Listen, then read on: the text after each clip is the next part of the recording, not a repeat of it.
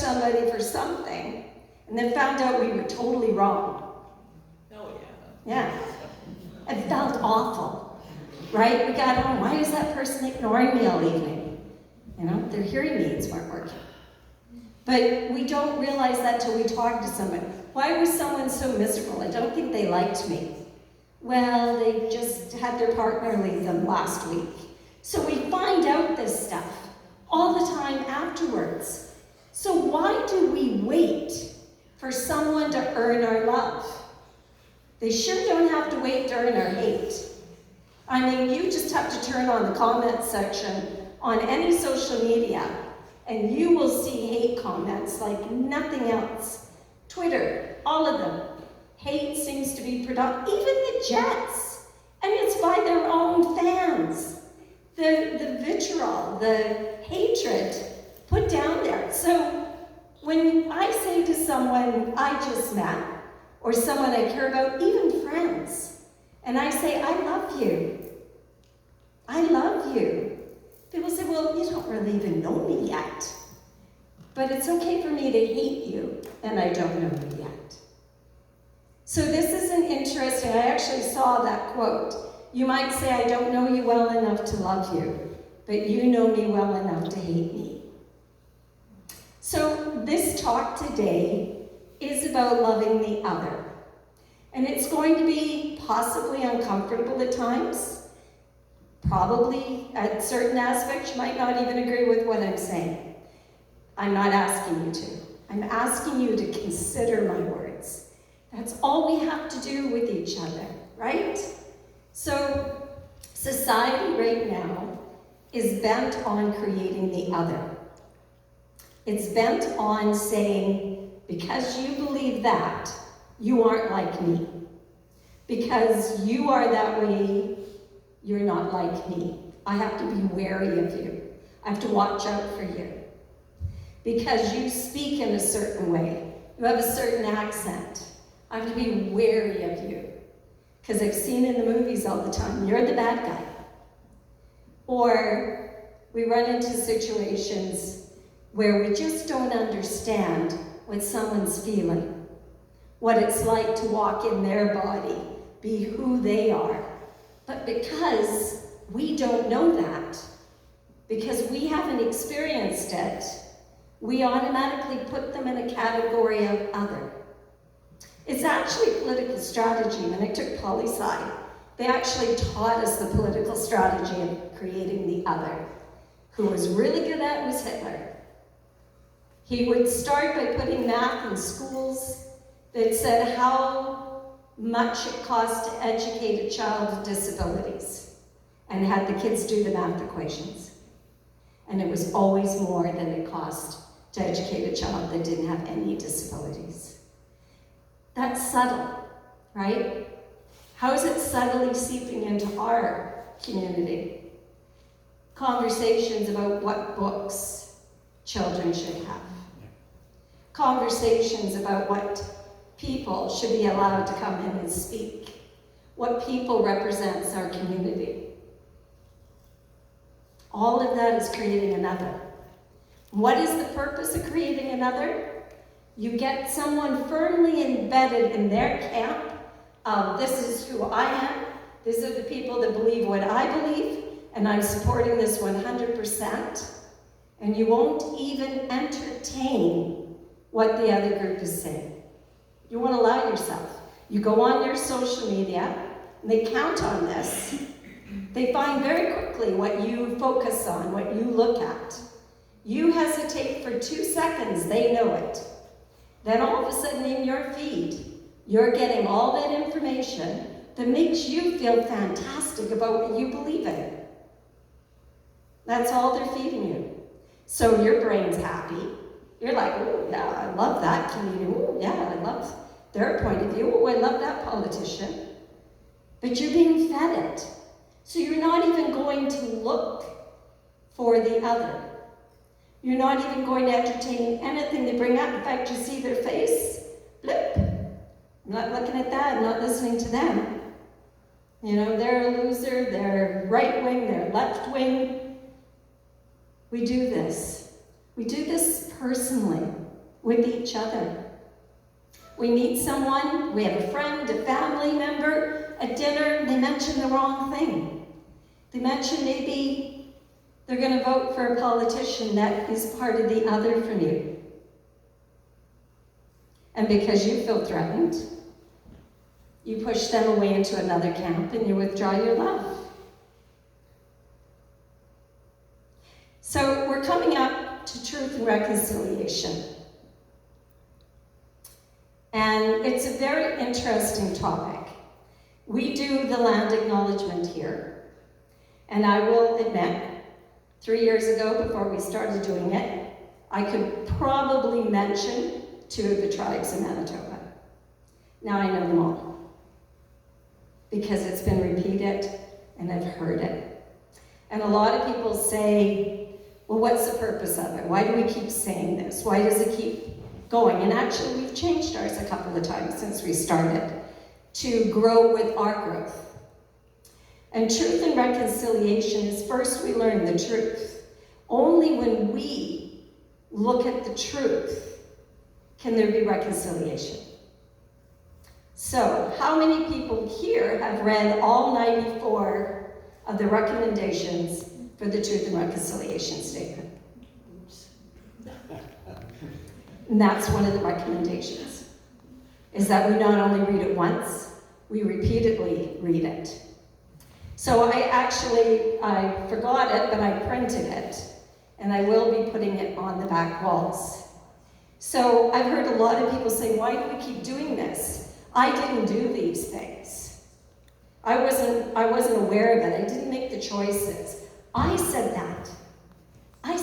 Why are we supposed to feel guilty? Because I didn't understand. I didn't understand that I was still dealing with the history, the shadows of the other. They were other. I was told when we played soccer against a residential school that it was really good for them. This is where the Indigenous people went to be educated. This gave them advantages. You know, they could go to university, they could do things. It was a good thing. So I had the white pride thing happening. Oh yeah, like we're rescuing these people. I have no idea. And I was adverse to learning at the beginning because I really liked being the white savior in this whole idea. We were the good people. And then I understand that the conditions in which I had pride about them being removed from, the government created. I mean, the reason that they didn't have the opportunities in their own communities were because we deprived it.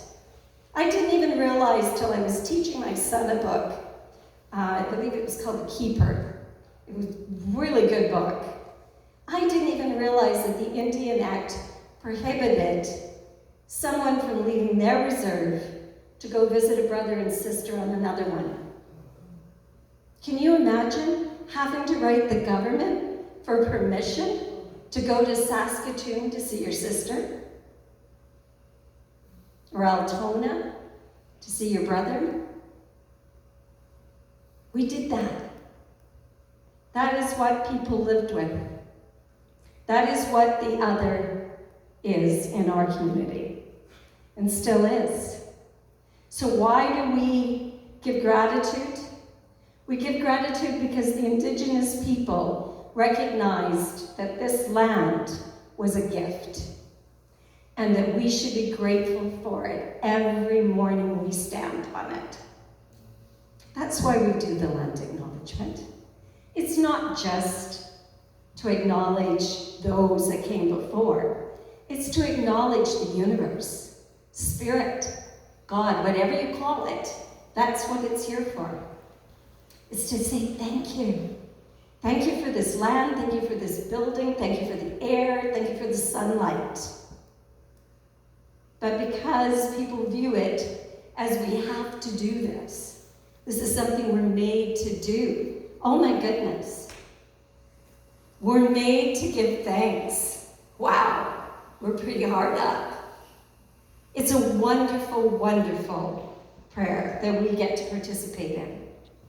But because we have that tinge of the other, we don't do it. We hold it back. So think of yourself when you're walking around in your community and you see someone and your instant idea is they are other. Think about what circumstances you don't know about that created that. And make it, which is that's one of the recommendation in the Truth and Reconciliation. Find out. Do your research. Watch a movie. So there's also another step of this that I'd like to point out. Part of the reconciliation is to support Indigenous-run businesses. So I looked up Indigenous restaurants in Winnipeg. There are 6. 6 run and owned. I'm going to put the list of them on the back bulletin board. If you feel so inclined, next time you're going to go out to eat, perhaps pick one of these places. There's fine dining, to charcuterie boards, to pizza. This is a way that we can diminish the other. We go in, money is energy. This is a course that I'm going to be teaching this Tuesday. Money is energy. We get to direct our love through that money. So it is important. It is important to really try to find those businesses in which we can help, that we can say, we understand our privilege. Now it's time you understand yours. We're going to reciprocate. I'm focusing my energy in that direction. So there was this lovely quote that was, I believe it was it's from the book called The New Jim Crow, Mass Incarceration in the Age of Colorblindness. And the quote was, actively supporting organizations performing human rights work leads to change in our world. Martin Luther King Jr. called for us to be love-struck with each other, not colorblind towards each other. To be love-struck is to care, to have deep compassion, and to be concerned for each and every individual, including the poor and vulnerable. And that's by Michelle Alexander. We benefit from doing actions of support and lifting up others. Having the Human Rights Museum in Manitoba is an honor and a responsibility, because when we have a building that represents human rights around the world, isn't it terribly important that the citizens believe in that wholeheartedly?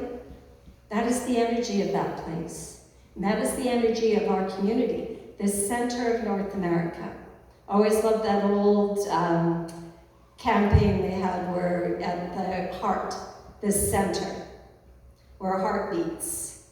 So I ask you, if you have any type of idea about someone else, whether a family member with different political views or someone you meet on the street, take a moment, if you find yourself judging them, to challenge your judgment. Why do I feel that way? Just challenge it. I'm not asking you to change it today or tomorrow. I'm just asking you to challenge why you believe what you believe. We just had a heartbreaking policy change with the Conservative government federally, where they literally put it in their policy that they were no longer going to support transgender children through medical means or assistance in any way. So what is that if not fear of the other? What is that when some government feels they know better than the mom and the dad or the child themselves? They're not in that body. So we have to watch. These things aren't just happening in the States or in countries that have very barbaric ideas of how women should be in society, etc. This is happening here. And it's so important as a center for spiritual living, where our main principle is we're all one. How can we be one? How can we live that spiritual truth if I see you as something else, something less deserving than an emanation of spirit sitting right here, right now? And that is what you are.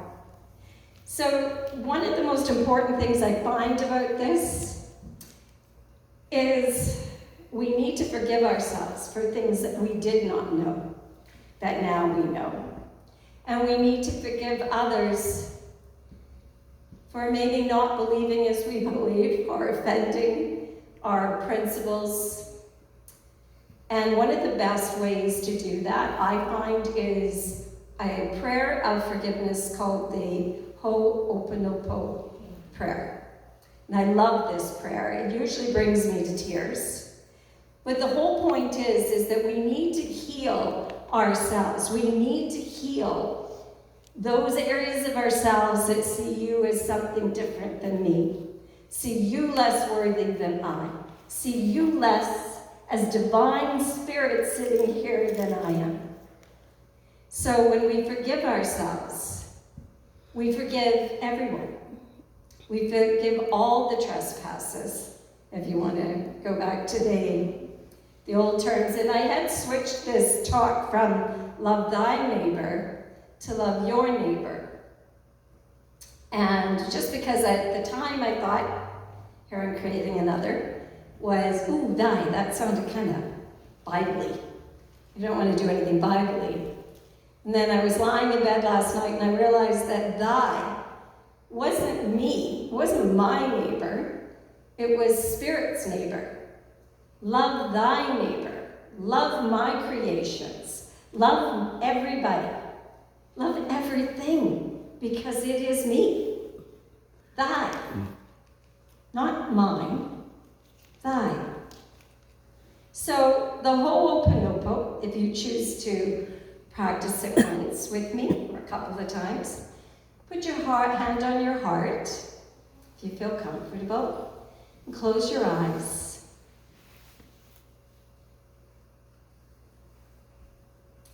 And I love you. I'm sorry. I'm sorry. Please forgive me. Please forgive me. Thank you. Thank you. I love you. I love you. I am sorry. I am sorry.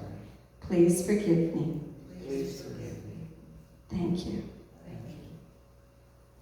That prayer, it's a Hawaiian prayer. It was done in a prison, or a mental institution actually at the time, that had criminally insane clients that were living in this building. And they were so violent that they couldn't even allow them to have time together in like a collective room to watch TVs or anything. They were like 24 hours in their private cells. And they brought in a teacher that had practiced the Ho'oponopono. And they thought maybe if they could bring in some energy of healing, etc., that it would change the unit. So actually what he did was he never met with the patient, he never met with any of the criminals that were there, or the violent. I'm always trying to find the right language here, the patients. And what he did do was he went to the faculty coffee shop room, and he sat and he did the Ho'oponopono prayer. And he did it every day for 8 hours. And within 3 months, the patients had quietened down enough, the violent attacks against the guards had fallen enough that they were allowed time by themselves out. By 6 months, the the energy on the floor had dropped so much that they were allowed TV time together.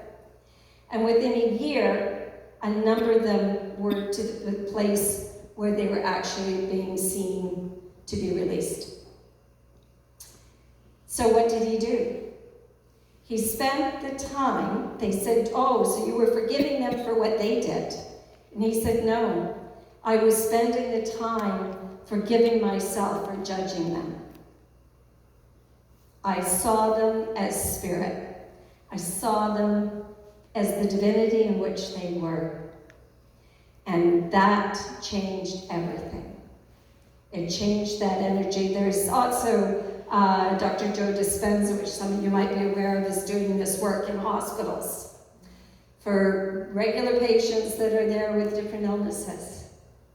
They don't even know who they're praying for. They just know that there needs to be healings on certain floors. And they're having incredible success, to the point where I believe there's 5 hospitals now that have given them permission to come in and do a study, a scientific study where they can prove what they're doing. So you can't pray for someone to find love and beauty and creativity and abundance, all those beautiful things, if you're holding judgment. And what I want to say is, if you're holding that judgment, you are keeping those things from yourself, because you're the only one that can clear that. So every time you judge someone, you're judging you. Every time you say, oh, they're good for nothing, you're saying that to yourself. Spirit sees everything as one and individual emanations. Don't you be the reason, because you see the other, and stopping the flow through you. Because every time we get rid of an other, everything is beautiful. Everything is spirit, everything is united. So, I'm going to do the Ho'oponopono prayer for the next week or so, for the PCs to change that policy, or at least to take care of my idea that the world will be fine even if they don't. That there is that goodness, that flow of spirit through me and everyone else that always wins. Spirit, the good, the expansion, as we said, is here. It's for us. So on the personal, it's going to do so much for you. It's going to open up things you never dreamed of. And on the universal, wow, can we all use getting rid of the other? Anyway, I will be putting up the restaurants, etc., that are the indigenous ones in the city. And then I also had, just real quick, because I did forget to do this, Truth and Reconciliation is coming up on September 30th. And these are just 8 recommendations, and I'm going to put them up on the board. One is read and reread the Truth and Reconciliation Commission 94 calls for action. Learn about Indigenous history and residential school system. Number 3, identify and acknowledge the territory where you live. 4, listen and learn. 5, attend a National Truth and Reconciliation Week event. I know the Winnipeg Art Gallery's got a beautiful one coming up. I know there's the March on the Saturday, and I believe there's a powwow at the Forks. Explore Indigenous voices, TV shows, the Grizzlies, I saw it, it's really, really good. Rumble, the Indian who rocked the world. Beans, I recommend one my daughter's in called Little Bird, which was heartbreaking to watch, but it was amazing. And I had to plug my daughter. Podcasts, pieces, telling our twisted history, our native land, books, Indian Horse, Call Me Indian, Bone Black. There's a number of them here. 7, support and volunteer for Indigenous nonprofits. I also forgot to bring that in. I photocopied. There's a ton in Manitoba. a ton. If there's any type of interest you have, there's going to be one that will work for you. So either give your energy or give your money. And support Indigenous creators and businesses. So check out their movies, check out their podcasts, go have a pizza. You'll be going a long way to healing yourself. Thank you.